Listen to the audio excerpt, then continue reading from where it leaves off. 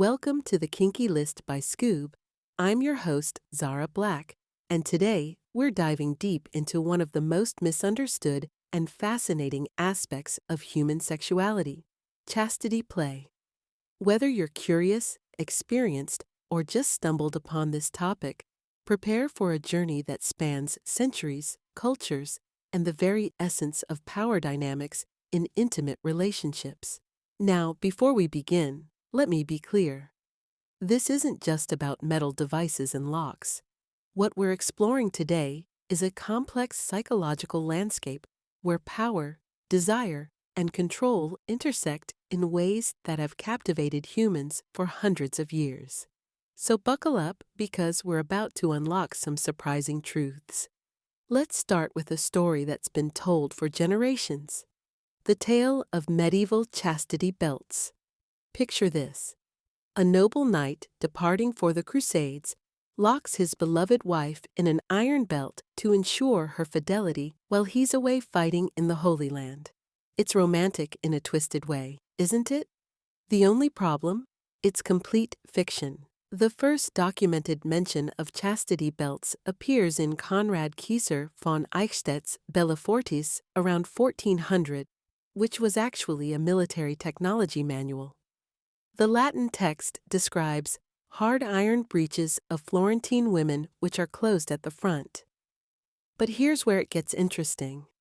These weren't tools of oppressive husbands. They were likely protective devices that women used themselves during dangerous times, like when cities were under siege and rape was a constant threat. The common crusader myth? Pure fantasy. Think about it logically. These early belt designs were incredibly uncomfortable and completely impractical for extended wear. Imagine trying to wear metal underwear for months or years. The hygiene issues alone would have been deadly in an era before modern medicine. But here's where the story takes a fascinating turn.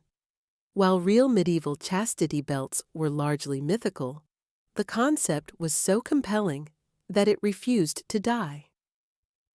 Renaissance artists began depicting these devices in satirical works, often showing bumbling husbands being outsmarted by their clever wives.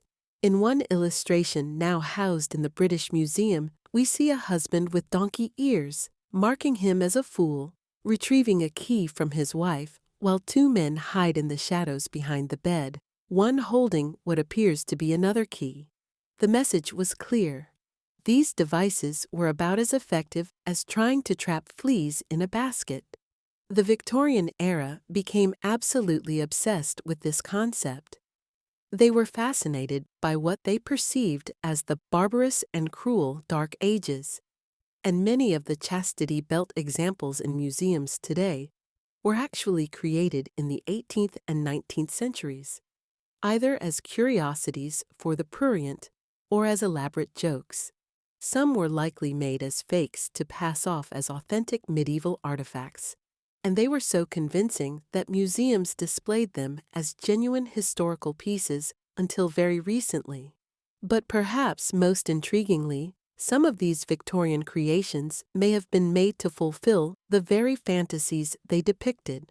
What started as theological allegory evolved into satirical humor, and finally emerged as real-world fantasy fulfillment. This is the power of human imagination. We can literally bring our fantasies to life. Now that we've separated historical fact from fiction, let's dive into the real heart of chastity play. And it's not what you might expect. The most crucial thing to understand about modern chastity play is this: it's not really about the device, it's about the mind. I want to share a story that perfectly illustrates this point. A professional dominatrix once told me about a submissive who came to her claiming to be a habitual masturbator, wanting to try chastity play. She decided to give him a simple test. She would lock him up on Friday night, and he needed to stay locked until Sunday afternoon. If he passed this basic test, they would discuss further training. Saturday afternoon, she received a text. "I'm sorry, Princess. When she asked what he was sorry about, he admitted he had let himself out. How? With bolt cutters. This man had spent hundreds of dollars on an expensive device, had begged for weeks for this opportunity, knew he had only one shot, and he nearly injured himself with bolt cutters just to escape a cock cage for a day. This story illustrates the fundamental truth about chastity play. If someone wants to defeat a device, they can. Some people can even achieve orgasm while wearing a chastity device. The body is remarkably adaptable, and psychological arousal can overcome physical barriers in surprising ways. The real power in chastity play comes from what happens in the mind. It's about the voluntary surrender of control, the psychological commitment to the dynamic, and the erotic tension created by denial and anticipation. The device, if used at all, is simply a symbol, a physical reminder of the power exchange that's happening on a much deeper level. This is where the true artistry of chastity play lies. It's about building sexual tension through anticipation, creating cycles of arousal and denial that intensify desire, and establishing clear power dynamics between partners. When someone commits mentally to the experience, even a rubber band can serve as an effective device, because the real lock is psychological.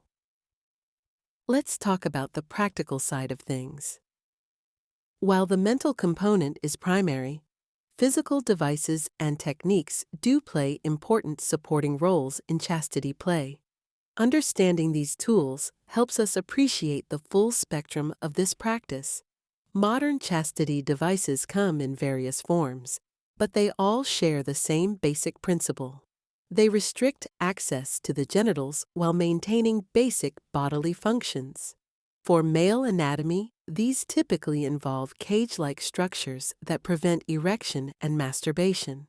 Some incorporate additional features like studs or spikes that create discomfort during arousal, adding a pain element to the psychological control. The key to successful device use is proper fitting and gradual acclimation. Most quality devices come in multiple sizes and have adjustable components to accommodate different anatomies. The goal is comfort during non-aroused states while preventing sexual activity during aroused states. Hygiene becomes crucial when devices are worn for extended periods. The genital area is naturally moist and warm, creating ideal conditions for bacterial growth if not properly maintained. This is why many experienced practitioners use plastic locks with serial numbers rather than traditional metal locks. They're easier to remove for cleaning while maintaining the security aspect through the numbered seal system. Beyond the primary chastity device, many practitioners incorporate additional elements. Anal plugs serve multiple purposes. They maintain a constant state of awareness, help with anatomical preparation for penetration, and can affect posture and movement in subtle but psychologically significant ways. The sensation of fullness serves as a constant reminder of the power dynamic at play. Lubricants become essential tools, not just for device application and removal, but for the expanded sexual repertoire that often develops in chastity play. When traditional sexual activities are restricted, partners often explore alternative forms of pleasure and intimacy. The selection and introduction of penetrative toys becomes its own form of psychological play.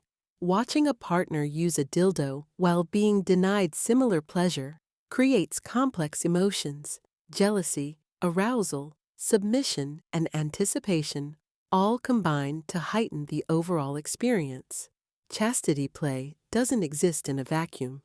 It's deeply embedded in broader relationship dynamics and power structures. Understanding these relationships is crucial to appreciating why this practice resonates so strongly with so many people. At its core, chastity play is about power exchange.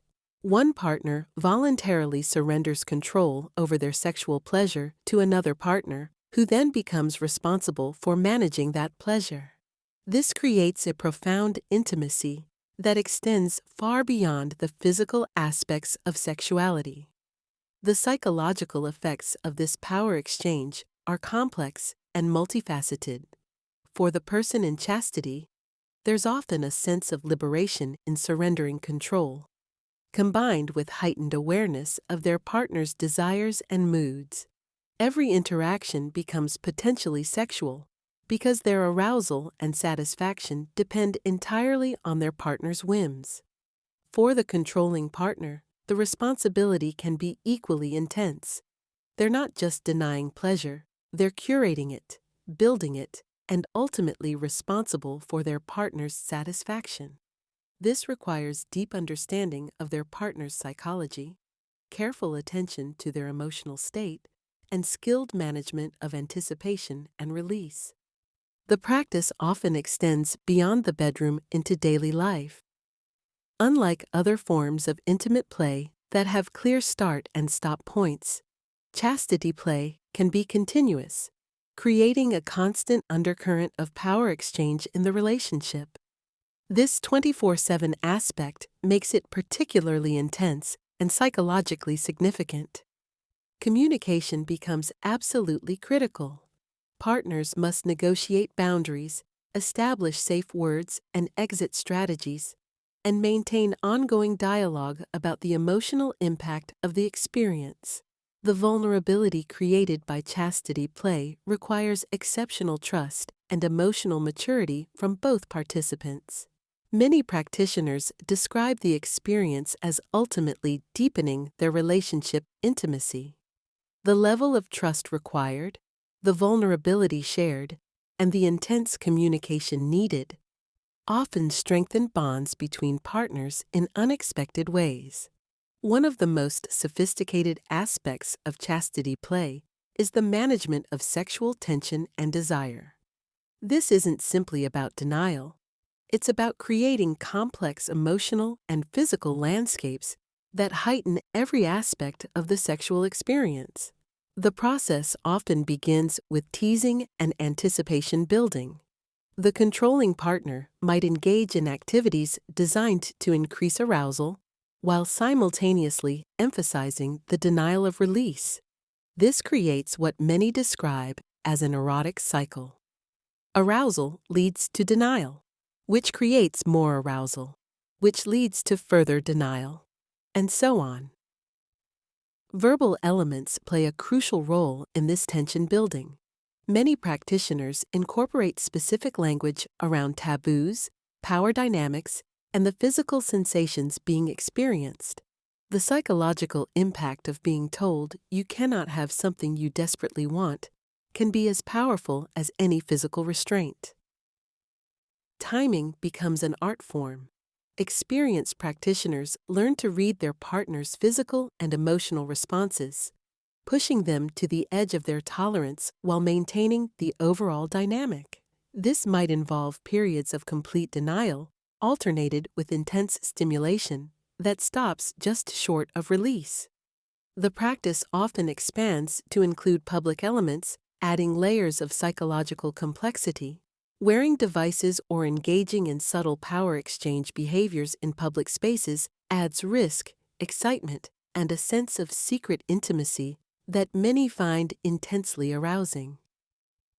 Some practitioners incorporate forced orgasm techniques alongside denial, creating unpredictable patterns that keep the submissive partner constantly uncertain about what to expect. This unpredictability can intensify the psychological impact significantly. The goal isn't necessarily permanent denial, but rather the complete control of when, how, and under what circumstances pleasure occurs. This control becomes a form of communication between partners, with release often used as reward, denial as discipline, and the overall pattern as a way of expressing love and dominance simultaneously. While we're on the topic of control devices, it's worth examining some historical context that helps us understand humanity's long fascination with restraint and control. History is filled with devices designed to restrict, control, and punish human behavior, and understanding these can give us insight into the psychological appeal of consensual control in modern times. Medieval and Renaissance periods produced numerous ingenious devices designed for control and punishment. Take, for example, the device known as the pear, an ornate, almost beautiful object that concealed a sinister purpose. This device could be inserted into body cavities and then expanded using a screw mechanism, causing obvious horrific results. The contrast between its artistic beauty and cruel function illustrates humanity's complex relationship with control and suffering. Restraint devices of various kinds were common: shackles, manacles, thumbscrews, and head cages that served both as punishment and public humiliation. The public aspect was crucial. These devices weren't just about controlling the individual, but about sending messages to the broader community about power, authority, and consequences. Gibbets, iron cages designed to display executed criminals, were placed along public highways as deterrents. The public response was complex, with some expressing disgust, while others were fascinated by the spectacle. This tension between revulsion and attraction mirrors many contemporary attitudes toward extreme practices. For female anatomy specifically, devices like breast rippers were used both punitively and interrogatively, often targeting women who violated social norms around sexuality and motherhood.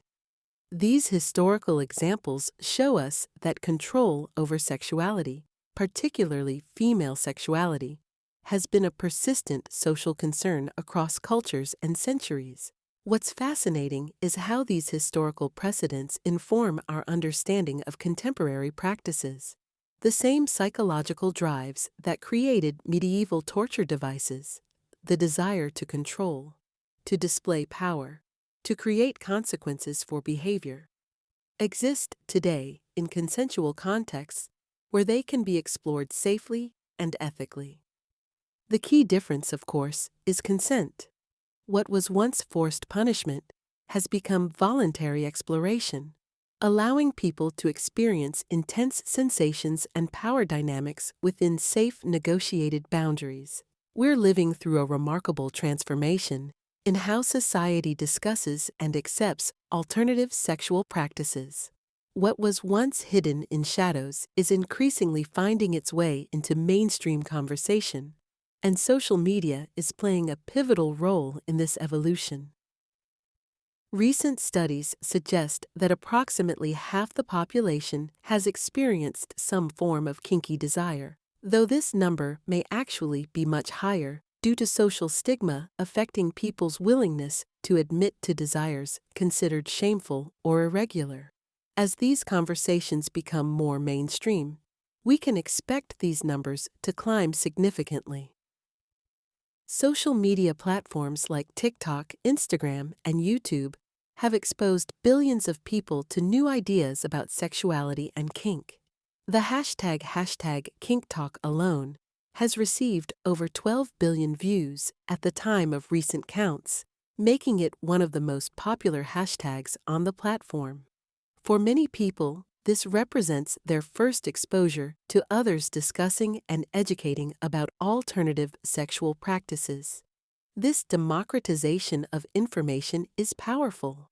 TikTok has become a place of self-discovery, with many users reporting that they've realized or found words to describe their sexual desires and orientation through content on the app. While there are legitimate concerns about unregulated access to sexual content, particularly for younger users, the benefits of broad access to education and healthy conversation are significant. The studies that found half the population to be a little bit kinky identified two crucial factors that helped people embrace their desires: community and education. These elements helped combat feelings of loneliness, anxiety, and alienation, replacing them with acceptance, empowerment, and understanding. This shift from isolation to community is transforming how people experience and explore their sexuality.